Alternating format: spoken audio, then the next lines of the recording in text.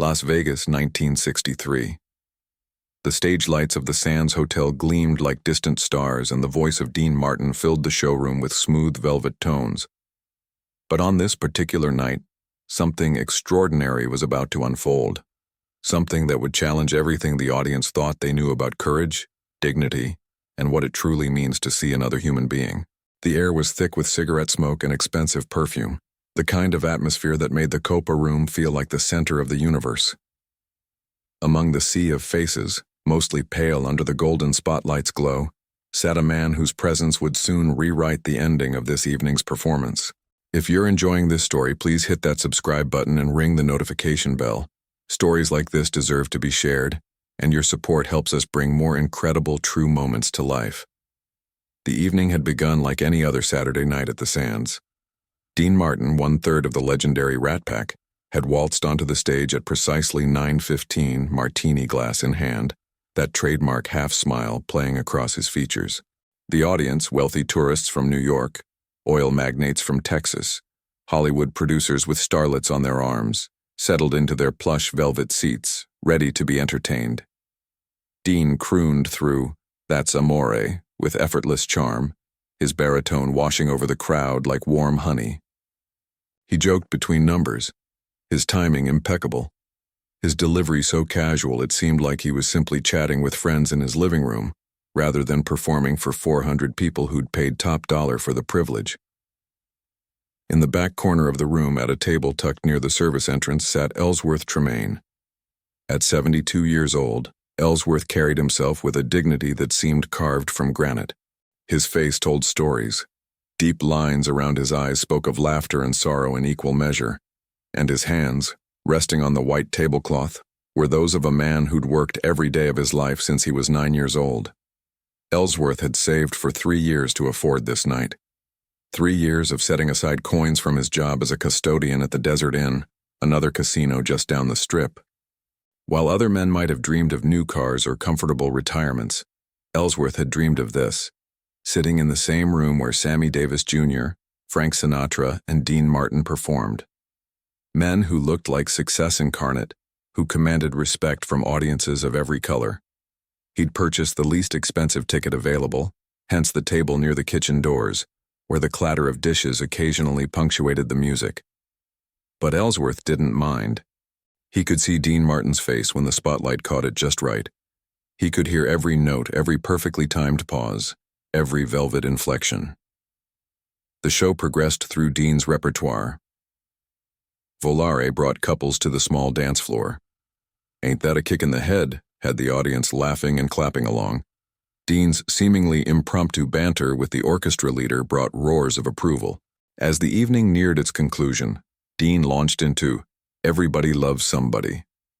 The crowd swayed, drinks were refreshed, and the atmosphere achieved that perfect pitch of contentment that only live entertainment at its finest can create.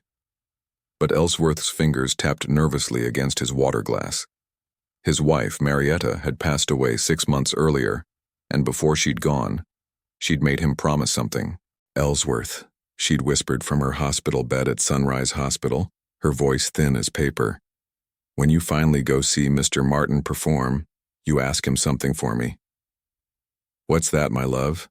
Ellsworth had leaned close, holding her frail hand. "You ask him to sing 'Memories Are Made of This,' while looking at someone who really needs to remember. You ask him to sing it for all of us who lived ordinary lives but loved with extraordinary hearts." Ellsworth had promised, though at the time he couldn't imagine actually approaching someone as famous as Dean Martin with such a request. But as the final notes of "Everybody Loves Somebody" faded and Dean took his bow, Ellsworth felt his wife's presence as surely as if she were sitting beside him in that empty chair. The audience erupted in applause. Dean waved, blew a kiss to a blonde woman in the front row, and started to exit stage left. The house lights began to come up, signaling the end of the show. Ellsworth stood. His knees protested. Arthritis had been getting worse lately, but he stood straight and tall, his voice carrying across the showroom with surprising strength. "Mr. Martin, sir." The chatter began to quiet. Heads turned. Dean paused mid-exit, hand still raised in farewell, and turned back toward the audience. His eyes scanned the room, searching for the source of the voice. "Mr. Martin," Ellsworth called again, his heart hammering against his ribs. "If you would permit me, sir, I have a request." The room had gone completely silent now.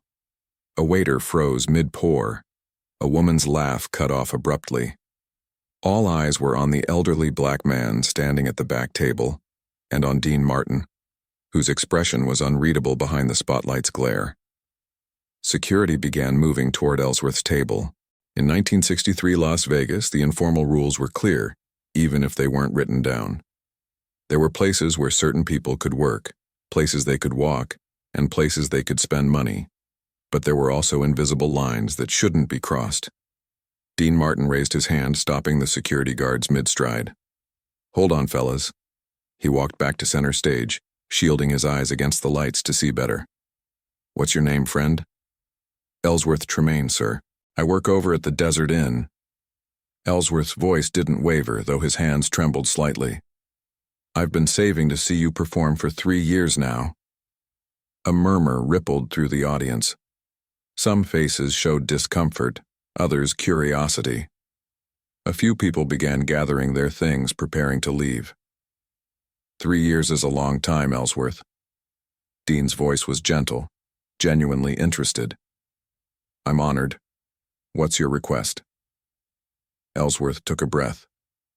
Around him, he could feel the weight of judgment, of assumption, of centuries of being told to know his place.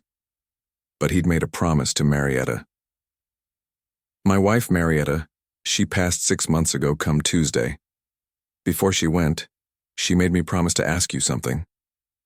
His voice grew stronger. "She wanted you to sing 'Memories Are Made of This' for folks like us.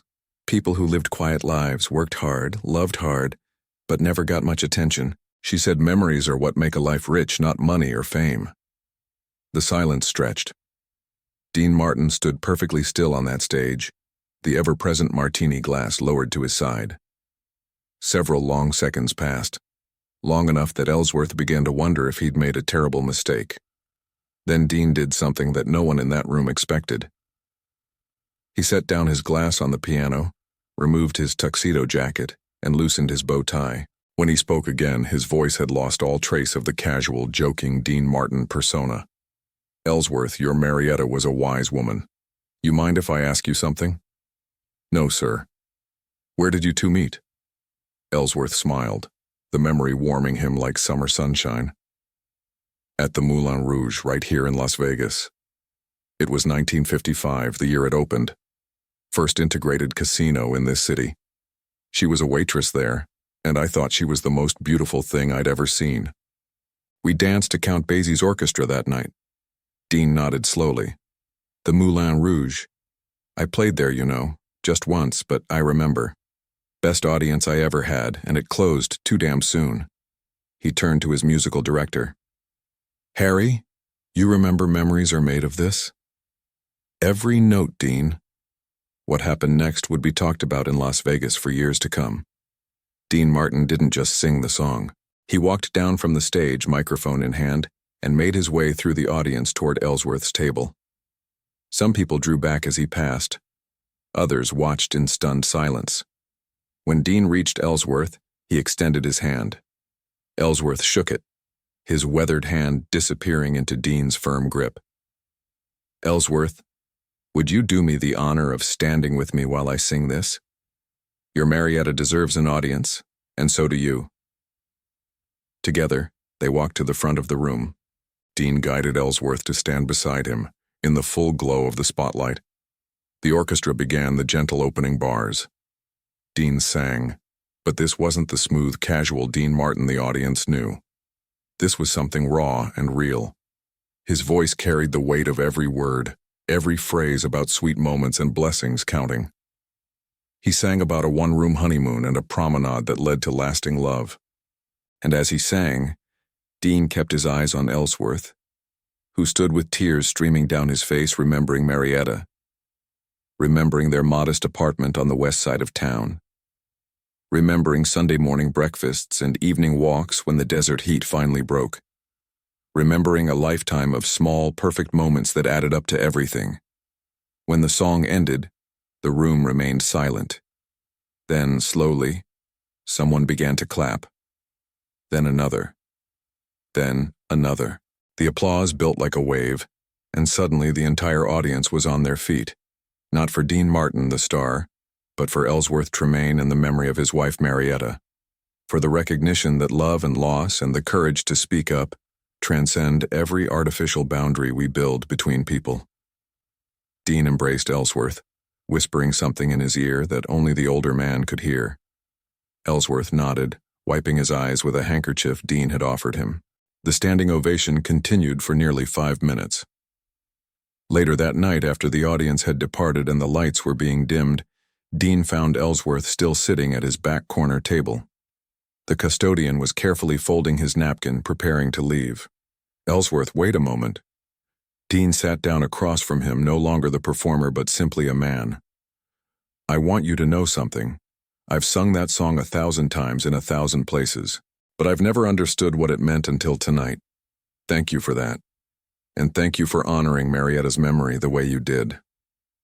"I made her a promise," Ellsworth said simply. "The world would be a better place if more people kept their promises like you do."